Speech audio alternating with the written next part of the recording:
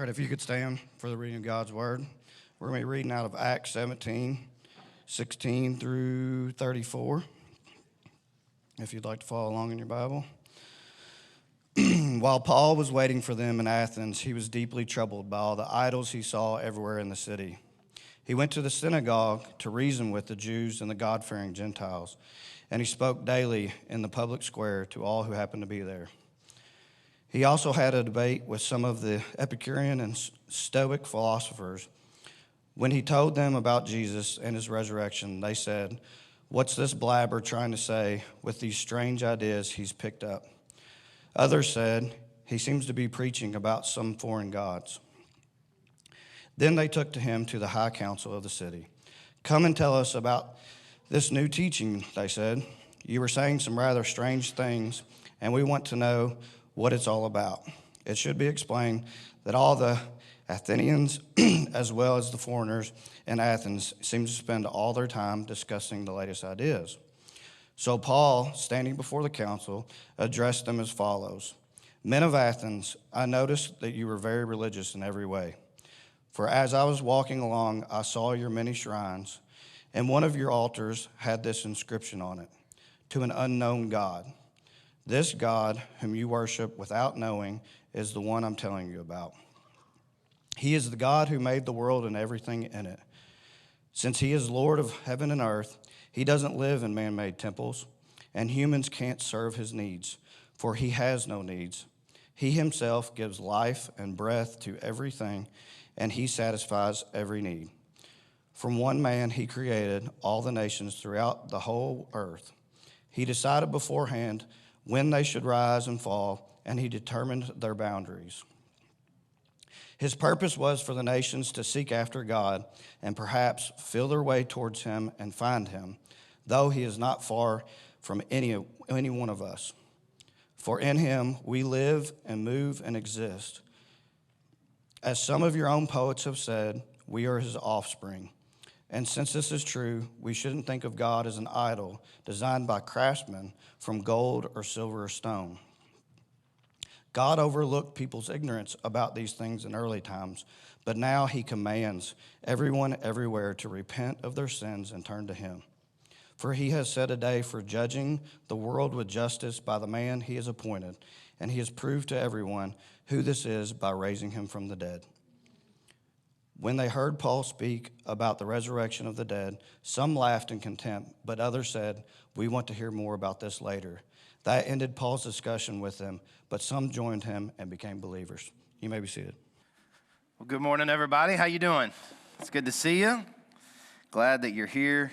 My name's Jason. I'm the pastor here at the church, and just excited that we're in church together today. We have been taking the fall for the last really 3 months, and we have been reading and studying the stories of the first Christians. And by first Christians, we actually literally mean the very first people in history who were identified and associated with the Christian faith.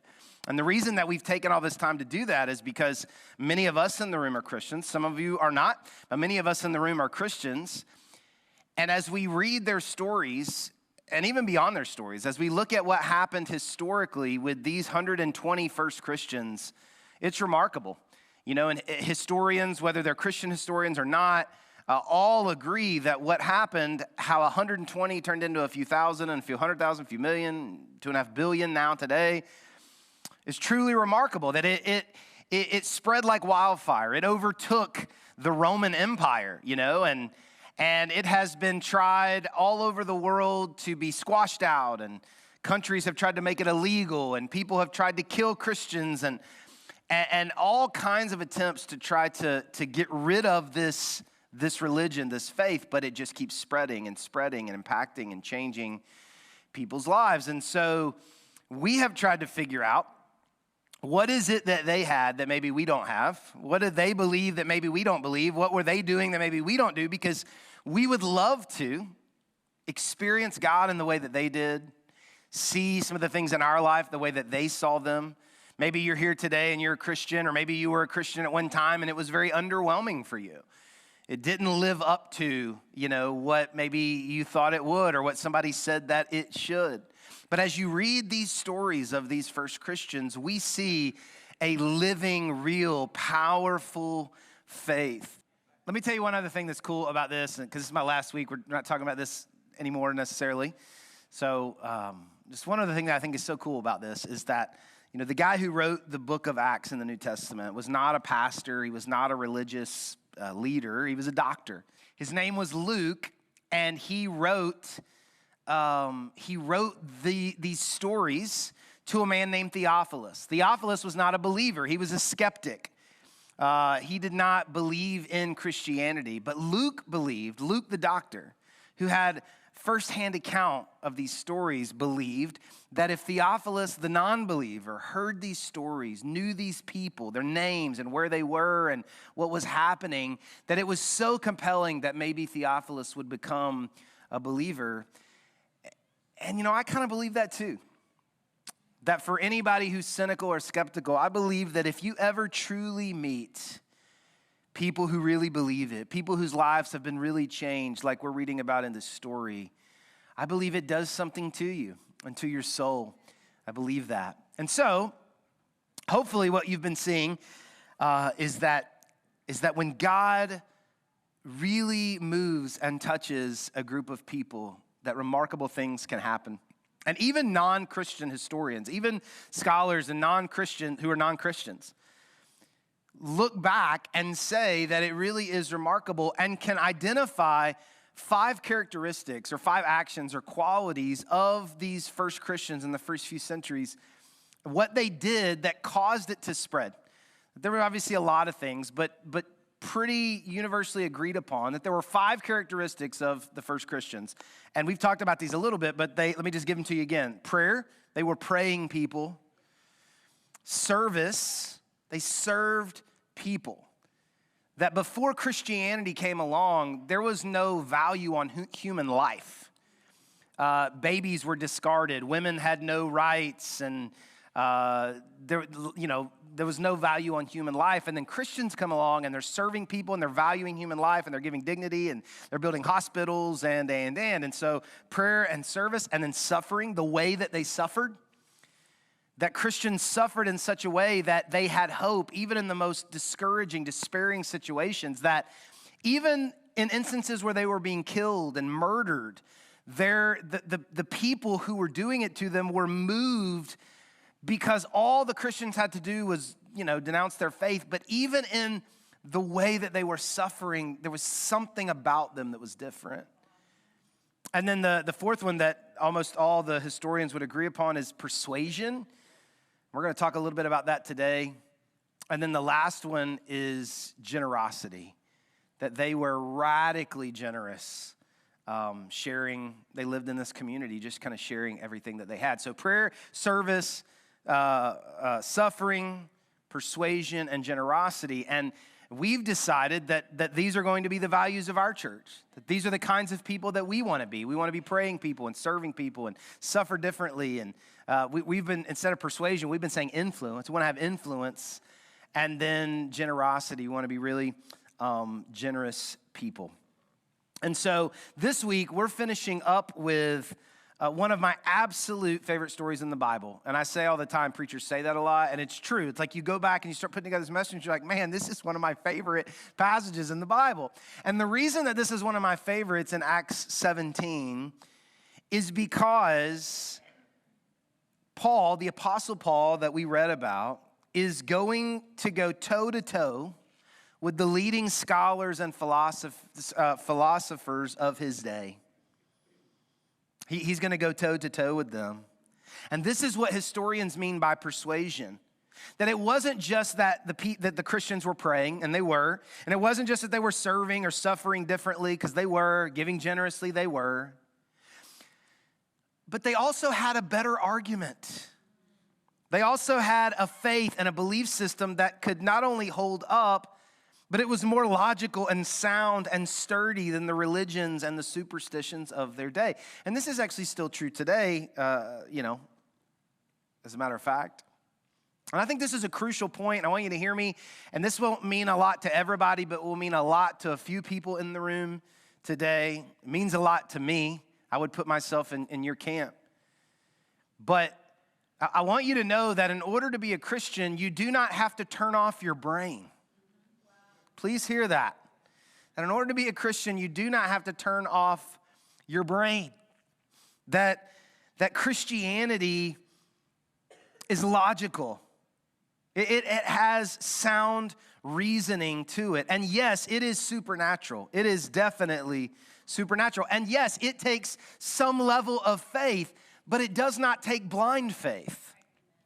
And please hear that. And again, some of you guys are like, that's fine. I'm not worried about any of that. But there are some of us in the room, me included, that maybe one of the turnoffs to Christianity for you is that you've got questions, you've got thoughts, you've got ideas, you've got doubts, and maybe you've brought those up before. Maybe you haven't, but maybe you've brought them up before to a pastor or a leader or a small group, and you were proud of your question, because if you're a good question asker, you're proud of your questions, and you brought it up, and somebody said, well, I don't know, you just got to have faith, and you're like, there's got to be a better answer than that, and there usually is, by the way. And so, yes, you have to have faith, but you don't have to have blind faith. And the Christian faith is supernatural, but it's also logical and practical, and it holds up to scrutiny and cynics and skeptics. And hear me, no one has ever disproved Christianity. No one's ever disproved Christianity. And no matter who you are, what belief system you choose to follow, or even if you think you don't have a belief system or anything like that, every religion or faith or worldview requires some level of faith. No one can prove their beliefs beyond all doubt, and it's important that you know that. Even science, by the way, because when it comes to the great questions of life, science can provide facts and data, but it can't give you meaning. So science can explain how you exist, but it cannot explain why you exist. You with me on that? So the question is, if all belief systems require some level of faith, even non-belief systems, so even atheistic ideas require some level of faith. So if all belief systems require some level of faith and you can't prove any of them beyond all doubt, how do you know which one is true? That's a valid question. And the answer, by the way, is you can't. You can't. There's no belief system or religious system that you can prove beyond all doubt. Not totally, anyway. So what you have to do, and what we kind of see in our story today, is you have to take the other belief systems and other religious ideas and other superstitions, and you have to take those, and you have to compare them, and you have to hold them up. And this is what Paul's doing in Athens. And we don't just say, well, Christianity's right, and I just know it. And they say, well, how do you know? I just know it. Well, why do you believe the Bible? I just do. Like, that's fine, and I'm not saying you have to have more answers for you than that, but we also can have better answers than that. And so Paul finds himself in Athens, which is, by the way, something else that I love about the Bible, that we actually have something here historically that connects it to history. He's in Athens. He's dealing with competing ideas. And Athens, as you probably know, was considered the center of culture and education. Think Socrates, think Aristotle, and here is the Apostle Paul. So if you've ever taken a high school or college class and they elevated Aristotle or Socrates or whatever, we have a story today, a real time in history where the Apostle Paul was competing against those ideas, not those people, but those ideas. And in our story, I don't know if you noticed it, but in our story, it tells us what the two dominant ideas of the time were. It says that Paul began to talk to them, and there were Stoics there, and there were Epicureans there. I don't know if you saw that when he was reading it. And so what is that talking about? Well, let me just get in the weeds. Let me give you just a history lesson for just a second, then we'll come out of the weeds, and then we'll get to something practical, okay? So let me just give you a little history lesson for a second. So two dominant ideas at the time. The first one would be Epicureanism, okay? Epicureans. This is a massive oversimplification. If you're here with a philosophy degree, you're going to hate what I'm about to say, but I'm just going to give you just a very oversimplification. Epicureans believed, in general, that there was no afterlife. So when you die, which means that there aren't really any eternal consequences for what you do, which means that you should maximize life, pleasure, benefits, Don't worry about anything afterwards. Maximize pleasure in life now. That was a basic Epicurean idea. And then Stoicism, which has made a big comeback lately, maybe you're familiar with Ryan Holiday, author, one of my favorite authors, writes about modern Stoicism. Stoicism was kind of the opposite of that. Stoicism said that every human being kind of has these base human instincts, and it's not really the best part of ourselves. And so what we need to do is prioritize personal discipline and self-control. Virtue's very important. Have conviction, be self-sufficient, rise above your natural instincts, be a better man, be a better woman. Okay? So these are the two dominant ideas that Paul is dealing with in Athens. He's dealing with one group of people who say, nothing happens after you die, eat, drink, be merry, go for it, live it up. And then the other group says, you can be more, do more, be more virtuous, be a better person, have conviction, and elevate yourself while you are here. These are the two big ideas. And I don't think it's a stretch to say that those are probably the two of the biggest philosophies and ideas of our time. I think that would be fair to say. Wouldn't you say that two of the dominant themes of our society and culture is do what makes you happy, live it up, don't let anybody tell you, don't worry about the consequences of what you want to do you, and just maximize life for you. I think that would be a dominant, philosophy. And then I think the other one is kind of that hustle, grind, build your life, you can be more, don't settle, believe in yourself, rise above it all, right? And depending on your algorithm, those are the videos you're seeing all the time, And I think that's probably relevant to where we are. And so here the Apostle Paul steps up. And he is now competing against these two ideas with the smartest, most cynical, most skeptical people maybe in the world at this time. And I want you to know what Paul doesn't do. I want you to notice what he doesn't do. I love this. He doesn't riot. He doesn't protest. He doesn't boycott. He doesn't get defensive. He doesn't attack them. Instead, he wants to dialogue with them.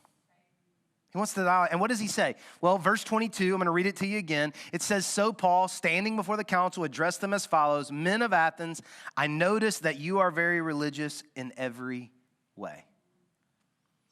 This is really interesting because he's finding some common ground. And in essence, what Paul's saying to them and what he would say to you and I and what he would say to our culture is, everyone is religious. Everyone is religious, to which maybe some of you would be like, whoa, don't label me religious. I'm spiritual. I'm not religious. Everyone is religious. Everyone worships something. Everyone has something that they believe gives their life meaning, something that they have to live. Everyone prioritizes their time and money and energy towards something they believe is most important. And so it says that Paul, verse 16 says that Paul walked around Athens and he saw all of the idols and it broke his heart. Now, what he was seeing was statues and carvings and actual physical images that people would come to and they would make sacrifices to in order to receive the benefits of whatever it is that would be. So it would be like an idol of fertility, a god of fertility, or a god of beauty, or a god of strength or war, or a god of fortune, or whatever it is. And so what would happen is they would come and they would make sacrifices to these statues or these figurines, and as they make sacrifices, then they would receive the benefit of whatever it is. Now, you and I most likely probably do not have statues and figurines in our houses. But that does not mean that we are any less religious or worship idols any less than those people did. Because you and I, every day of our lives, identify things that we believe that we need and we sacrifice for them. Right? Isn't that what we do? And so don't just think of statues or idols as statues, but think of them as anything that you believe you have for life to have meaning, to be significant, and to be secure. So here's what I want to do. I want to give you three filters, three things, three questions, three 3 ways that you can begin to identify maybe some idols in your life. And by the way, we all have them. So this is not like those people. This is us. But I want to give you three ways that you can begin to identify potentially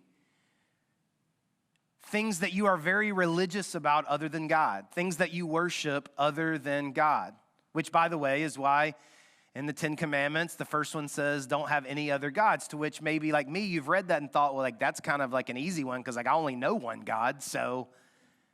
But what they're saying is like you're going to be tempted throughout your entire life to find other things to worship and be religiously devoted to that you think will give your life the purpose, meaning, and security that you need other than God. You still with me on that? Okay, so how do we identify idols? Let me give you 3 ways. Number 1, first question is this, is what do you daydream about? What do you daydream about? What do you imagine? What do you enjoy imagining? What's the best thing that could ever happen to you? I want you to think about that. Is it winning the lottery? Is it finding a spouse? Is it getting the promotion at work? Is it moving into a certain neighborhood? Is it losing 60 pounds? Is it having a certain number of followers or being famous? Is it revenge? When you have nothing you have to think about, what do you think about? I want you to think about that for a second. Because that kind of lets you know that begins to identify for you what are the things that your soul believes potentially would give you real deep satisfaction. But let me give you a second one. What are your nightmares? What are your nightmares? In other words, what is the worst thing that could ever happen to you? What do you fear the most? What would make life not worth living? Would it be if your body was deformed? Would it be if you lost your children? Would it be if you had to file bankruptcy? Would it be if you lost physical ability to succeed at things? Would it be a demotion? Would it be public embarrassment or humiliation? What's the worst thing that could happen? What could be taken from you that would make life, you'd say, I wouldn't even want to live if that happened to me? Well, what's happening there is you're beginning to identify what gives your life meaning and security. Deep, deep meaning and security. Let me give you one more. What causes uncontrollable emotions in your life? What makes you disproportionately anxious or angry or guilty when it happens? Is it when someone criticizes you? Is it when someone disrespects you? Is it when someone doesn't notice you? Is it when something is taken from you? Is it watching the news? Is it watching the stock market? What causes disproportionate emotions for you?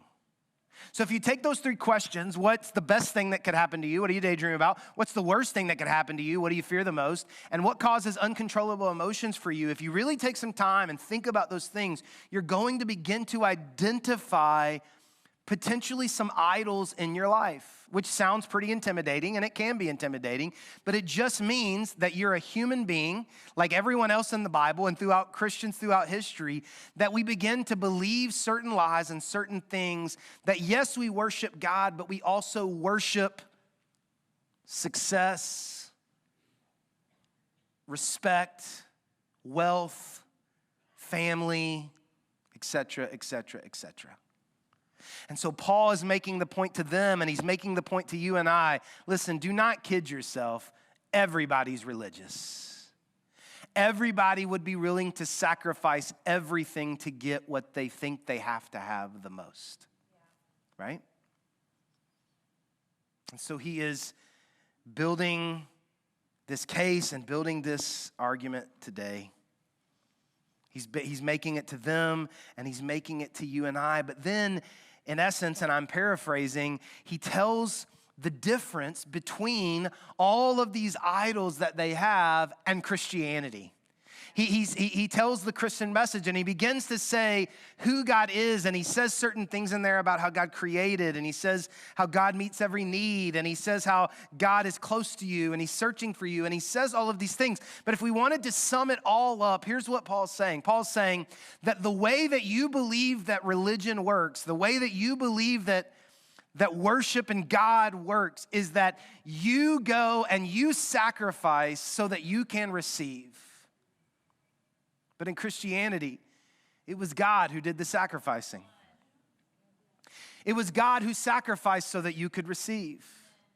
And every person in here could tell their story about how they gave everything they had in a certain decade, or when they were in college, or to a relationship, and you sacrificed and you sacrificed and you gave and you gave and you sacrificed your kids and you sacrificed your marriage and you sacrificed your health and you sacrificed your time and you sacrificed and sacrificed, and you finally got what you swore you had to have. Did it work? And I don't mean did you get it, because you got it. But when you got it, did it give you the peace you thought you would have? Did it make you feel secure like you thought it would? Did it take all of your anxiety away? Or instead, when you got all the money, did you lay in bed and wonder if you would lose it? Or when you got the relationship, did you wonder if they would leave you? Or when you got the job, did you wonder if other people were trying to come after your job? Or when you started getting the compliments about your physical appearance, did you worry about not having your physical appearance anymore? Or when you became popular, did you worry that maybe you wouldn't be popular anymore? See, what happens is everything but God never satisfies. And so it causes us to have to constantly take more and more and more of ourselves to get more and more of we think what we have to have. But Christianity is the only religion, it's the only place where you go where God says, you don't have to sacrifice for me because I sacrificed for you. And so if you come to me and you put your faith in me, now you don't have to be rich, but you don't have to be afraid to be rich. You don't have to be single, but you don't have to be afraid to be single. You don't have to be beautiful, but you don't have to be afraid to be beautiful. You don't have to have it, but you don't have to be afraid of losing it. All of your identity and all of your security can be 100% found in me. This is what Paul said when he said to the Stoics and the Epicureans and to the Louisvillians, he meets every need. He meets every need. And this is why Jesus told his disciples, when you get together, as often as possible, I want you to take some bread, and I want you to take some juice, wine, whatever. We can debate that later. And I want you to remember, to them he was saying, what I'm about to do. What I'm about to do.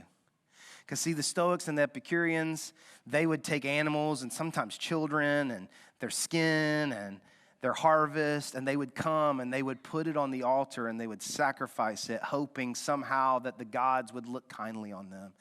But God took his son, Jesus Christ, and he laid him on the altar. And so he said, Monday, Tuesday, Friday, Saturday, you're going to be so tempted every time you see another commercial or scroll on your timeline or go to the shopping mall or see your friend succeed or you're going to be so tempted to forget that I've already done everything that you need in order to feel secure, in order to feel seen and known and loved. I've already done it. You just have to receive it and believe in it from me. And so each week we come together. We're going to do that now in just a moment.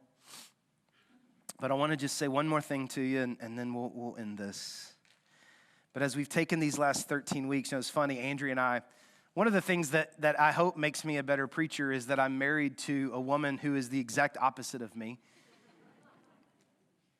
I want to figure out how to be quiet and alone, and she wants to figure out how to have like Christian salsa dancing. I want to be a monk, and she wants to I don't know, not be a monk. And so, and what's interesting is she said to me earlier, she said, you know, she's like, I mean, I think you're spending maybe too much time like on the whole like doubts, questions, philosophy thing. You know, I don't know that like a lot of people are struggling with that. And I said, well, I hear you and you're right. And definitely not the majority, but I do. And I think there's a lot of us. And here's my point in saying all of that is that I love that we get to end this series. And I know it's, you know, we've been in this for a while, but I love we get to end this series. We started the series with like this powerful fire from heaven salsa dancing party thing. And I think for so many of you in the room, like that really hit a nerve. You need that. You want more of that. You need more of the power of God. And I'm not saying I don't, because I do. But I think there's others of us in the room that like we feel more comfortable in Athens. You know, we feel more comfortable talking it out, thinking it out. And I just love that over this extended period of time, I love that there's place for all of us. I love that we can all come to the table. The thinkers can come to the table. The feelers can come to the table. The cynics can come to the table. The believers can come to the table. The old, the young, the black, the white, the wealthy, the poor, we all get to come. And if we had only done a few weeks on Acts and we had only hung out, you know, in the electrifying stuff, then it may have been tempting to think that, like, you know what, there's not a place for me there if I don't have a certain chutzpah. But I love that we get all the way to this place and there's room for all of us. And if you're here today and you're not a Christian, and maybe, just maybe, the reason you've never been a Christian is because you've always thought maybe you were too smart for it, too good for it, or maybe you were around Christians who you felt were beneath you in some way. I don't know what God has in store for your life, and you may leave here like some of the guys in this story laughing in contempt and thinking that we're the dumbest people ever, and that's okay. But I would just like to invite you just to come back. Just come hang out with us. There's a space here for you. If you're here and you're a Christian and you've got big doubts and you're thinking about walking away, just come back. Just come back. You can come to the table. You can come to the family. If you've been on the fence for a really long time, I just want to encourage you, come back. If you're not sure, just come back. Just come back. Because I'm not bothered or insecure about your doubts or your questions, because here's what I know. It holds up. It holds up.